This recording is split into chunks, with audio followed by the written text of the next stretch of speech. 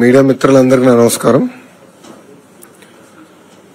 పొద్దున్నుంచి గౌరవ చంద్రబాబు నాయుడు గారి ఆదేశాల మేరకు మేము రియల్ టైం నేపాల్లో జరుగుతున్న పరిస్థితులన్నీ చూస్తాం జరుగుతుంది. దాంట్లో భాగంగా ప్రధానంగా అక్కడున్న తెలుగు వాళ్ళు ఎలా ఉన్నారు, వాళ్ళ పరిస్థితి ఏంటి, వాళ్ళని తిరిగి ఆంధ్ర రాష్ట్రానికి తీసుకొచ్చే దిశగా పనిచేయాలని గౌరవ ముఖ్యమంత్రి గారు మాకు చెప్తాం జరిగింది. పొద్దున్నుంచి నేను ఇక్కడ కమాండ్ అండ్ కంట్రోల్ సెంటర్లో ఉన్నా. గౌరవ హోంమంత్రి అనిత గారు కానివ్వండి, దుర్గేష్ గారు కానివ్వండి, అనంతపూర్ సభకి వెళ్ళి ఇమ్మీడియట్గా అక్కడి నుంచి బయలుదేరి అమరావతికి వచ్చి మేము ముగ్గురం కలిసికట్టుగా సిట్యువేషన్ని మానిటర్ చేస్తాం జరిగింది.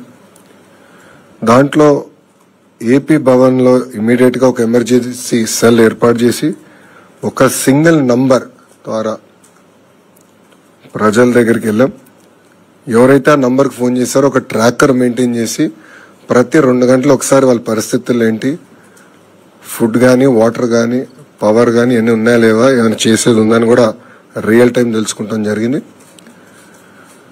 ఢిల్లీలో ఉన్న కంట్రోల్ సెంటర్లో తెలుగుదేశం పార్టీ ఎంపీ సానా సతీష్ గారు, గవర్నమెంట్కి చెందిన అర్జ శ్రీకాంత్ గారు అక్కడ కూర్చుని వాళ్ళు మొత్తం మానిటర్ చేస్తాం జరిగింది రియల్ టైం.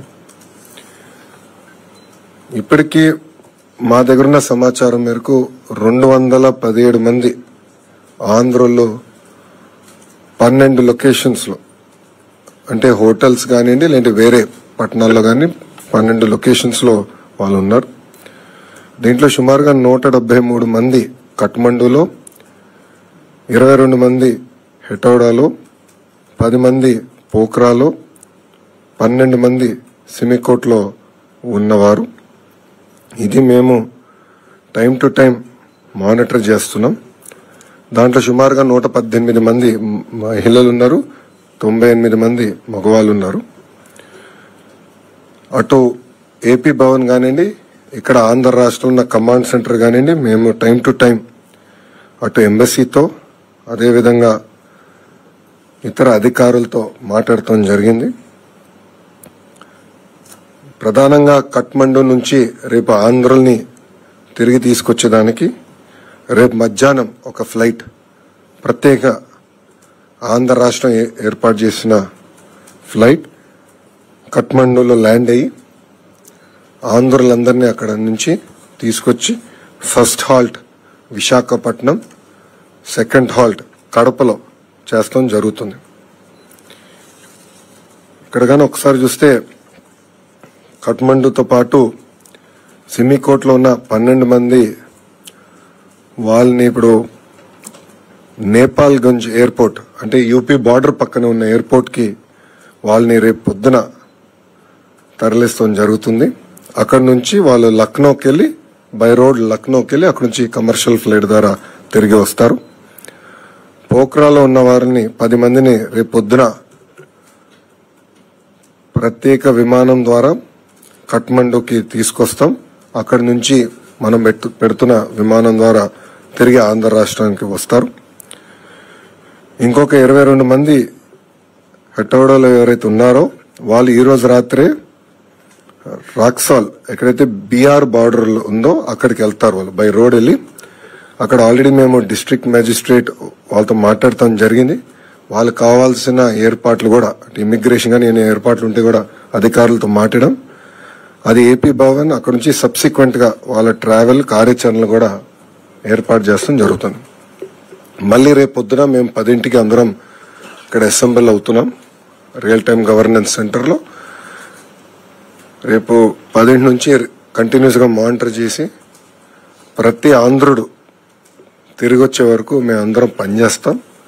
కేవలం విశాఖపట్నానికి కడపకే కాదు, ప్రభుత్వం వాళ్ళని వాళ్ళ ఇంట్లో దించే బాధ్యత తీసుకుంటాం. అంటే ఎయిర్పోర్ట్ లో కూడా వాళ్ళకి కావాల్సిన వాహనాలు ఏర్పాటు చేసి నేరుగా వాళ్ళని వాళ్ళ ఇంట్లో దింపే బాధ్యత కూడా మేము తీసుకుంటున్నాం. సో ఈరోజు ఆంధ్ర రాష్ట్ర ప్రభుత్వం చాలా సీరియస్ గా తీసుకుని ఆంధ్రుల్ని తిరిగి తీసుకొస్తాం జరుగుతుంది. ఇంకా రాత్రి కూడా ఉంటే రియల్ టైం మేము అందరం ఒక వాట్సాప్ గ్రూప్ కూడా ఏర్పాటు చేసుకున్నాం. మంత్రులు కూడా ఉన్నారు, గౌరవ ముఖ్యమంత్రి గారు కూడా వాట్సాప్ గ్రూప్ లో ఉన్నారు. మేము అందరూ అది రియల్ టైం మానిటర్ చేసుకుంటున్నాం సిచ్యువేషన్. ప్రతి 2 గంటలు ఒకసారి కూడా మేము గౌరవ ముఖ్యమంత్రి గారికి సిచ్యువేషన్ ఏంటి, గ్రౌండ్ పరిస్థితి ఏంటో తెలియజేస్తాం జరుగుతుంది. సో రేపు సాయంత్రం కల్లా మాక్సిమం లేట్ నైట్, రేపు రాత్రి కల్లా అందరూ క్షేమంగా వాళ్ళ ఇంటికి చేర్చే బాధ్యత ఆంధ్ర రాష్ట్ర ప్రభుత్వం తీసుకుంటుంది.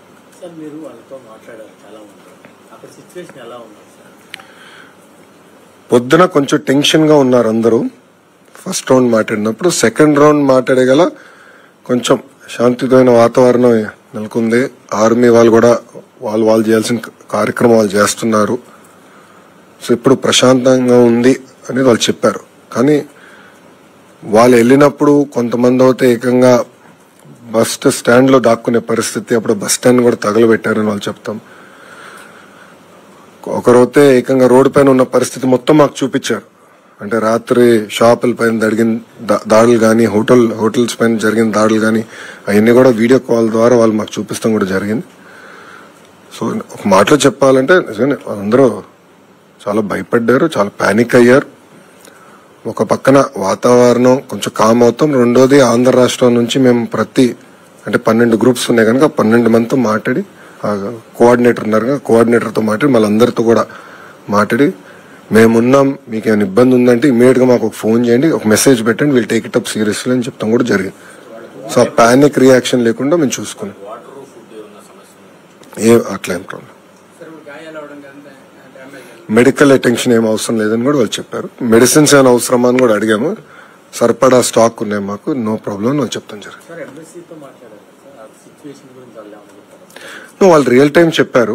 అంటే ఎప్పుడు ఇది ఎయిర్పోర్ట్ ఓపెన్ అవుతుంది ఏంటి, ఫ్లైట్స్ ఎప్పటికల్లా రావచ్చు, అవన్నీ కూడా టైం టు టైం మేము కోఆర్డినేట్ చేసాం. ఇప్పుడు కేంద్రంలో మన మినిస్టర్ ఆఫ్ సివిల్ ఏవియేషన్ రాము ఉన్నాడు.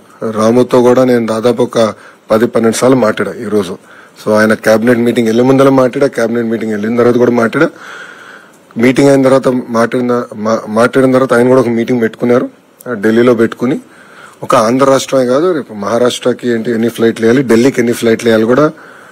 ఎందుకంటే భారతదేశంలో ఉన్న భారతీయులందరూ తిరిగి తీసుకురావాలి కదా. సో ఆ బాధ్యత కూడా రాము తీసుకుంటున్నాడు.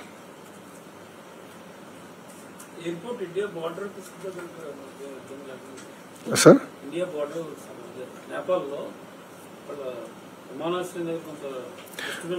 లేదు, ఇప్పుడు అంతా ఇష్యూ సెటిల్ అయిపోయింది, పర్మిషన్ ఇచ్చారు. సో అందుకే రేపు మధ్యాహ్నం మనం ఫ్లైట్ వెళ్తుంది మన వాళ్ళు వైజాగ్ కి. ఇంకా ఐ థింక్ అక్కడి నుంచి 2.5 గంటల ఫ్లైట్ మనకి వైజాగ్ కి. వైజాగ్ నుంచి ఒక 45 మినిట్స్ కడప.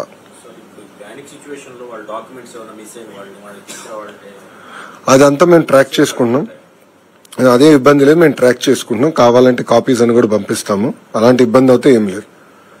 సో కొంతమంది పాపం వాళ్ళు బట్టలు పోగొట్టుకున్న వాళ్ళు ఉన్నారు, ఒకరిద్దరు పాస్పోర్ట్ పోయిన వాళ్ళు కూడా ఉన్నారు.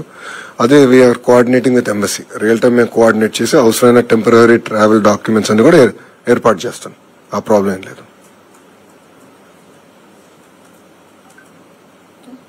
Okay, no questions.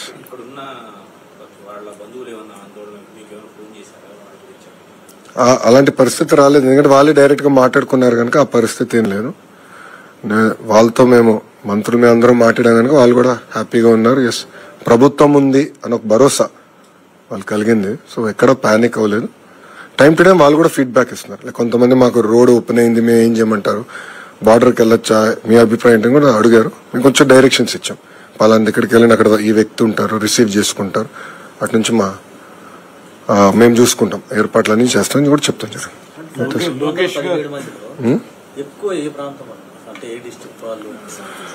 ఇప్పుడు విశాఖపట్నం నుంచి 42 మంది ఎక్కువ, మిగతాది విజయనగరం నుంచి 34 మంది, కర్నూలు నుంచి 22 మంది. Major numbers sir. విజయనగరం 34 అండి, కర్నూలు 22 అండి. టాప్ 3 ఈ 3 అండి. లోకేష్ గారు కంటిన్యూస్ గా మానిటర్ చేసి ఎక్కడికెక్కడ వాళ్ళతోటి అక్కడ ఎవరైతే హెల్డప్ అయ్యారో వాళ్ళతోటి పర్సనల్ గా మాట్లాడడం వల్ల ఒక భరోసా అనేది అక్కడ వాళ్ళకి లభించింది. మెయిన్ గా కొంచెం ఇలాంటి సిచ్యువేషన్ లో పానిక్ అవుతారు. ఎప్పుడైతే గవర్నమెంట్ ఆఫ్ ఆంధ్రప్రదేశ్ వెంటనే రెస్పాండ్ అయిందో అక్కడ జరిగేటువంటి అనంతపూర్లో మీటింగ్ ను కూడా ఆయన క్యాన్సిల్ చేసుకుని ఇక్కడ ఉండి కంటిన్యూస్ గా మానిటర్ చేయడం వల్ల వాళ్ళు ఖచ్చితంగా న్యాచురల్ గా వాళ్ళకి ఒక భరోసా అనేది వచ్చింది. వాళ్ళందరూ హ్యాపీ ఫీల్ అయ్యారు. ఇప్పుడు అన్ని మెజర్స్ తీసుకోవడం జరిగింది. రేపు మధ్యాహ్నానికి అందరినీ కూడా మళ్ళీ ఇండియాకి తీసుకురావచ్చే ఏర్పాట్లు అన్ని కూడా లోకేష్ గారి నేతృత్వంలో అందరూ టేకప్ చేస్తాం.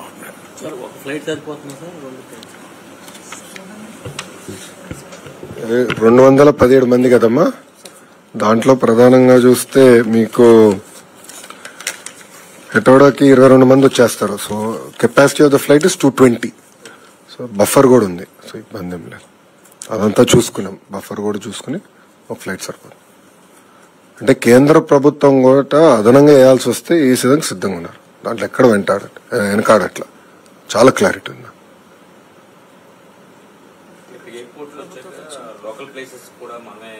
ఎస్, ప్రభుత్వం బండ్లు ఏర్పాటు చేసి వాళ్ళ ఇంటికి చేర్చే బాధ్యత మేము తీసుకుంటాం. ఇప్పుడు మాకేంటంటే ఒక రోల్ మోడల్ ఉన్నారు కదా చంద్రబాబు నాయుడు గారు. ఇప్పుడు మీరు చూస్తే ఉత్తరాఖండ్ వరదలు వచ్చినప్పుడు బాబు గారు ఎట్లా పనిచేస్తారో మేము అందరం చూసిన వాళ్ళం. సో ఆయన చూసి ఇన్స్పైర్ అయ్యి ఇట్లా చేయాలి, ఇట్లా చేస్తే కరెక్ట్ అనేది మేము చేసుకుంటూ వెళ్ళిపోయాం. సో ఆయన ఒక మోడల్ ఉంది మాకు. గతంలో చేశారు, చేసి చూపించారు, మేము అది ఫాలో అవుతున్నాం. సింపుల్. అదే ఉత్తరాఖండ్ అప్పుడు ప్రతిపక్షంలో ఉన్నారు. 2 ఫ్లైట్లు 3 ఫ్లైట్స్ మేము నేను ఎన్టీఆర్ ట్రస్ట్ నుంచి మానిటర్ చేశా. గౌరవ ముఖ్యమంత్రి గారు నేరుగా అక్కడ ఉత్తరాఖండ్కి వెళ్ళారు.